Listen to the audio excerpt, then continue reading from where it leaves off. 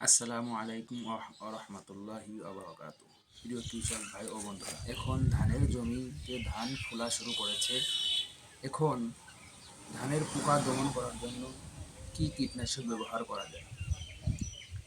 যদি পোকা দেখা যায়, যেমন বাদামি ঘাস ফড়িং, মাজরা পোকা, গান্ধি পোকা অথবা পাতায় ধানের শীষে স্পষ্ট ক্ষতি দেখা যায়, তাহলে ফলন বেশি করার জন্য তখন কীটনাশক ব্যবহার করতে হবে।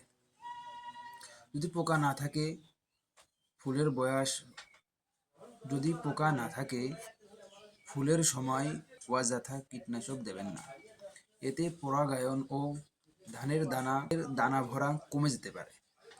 এই সময়ে সাধারণ করণীয়: জমিতে পানি 2 থেকে 3 ইঞ্চি রাখুন, নিয়মিত জমি পর্যবেক্ষণ করুন।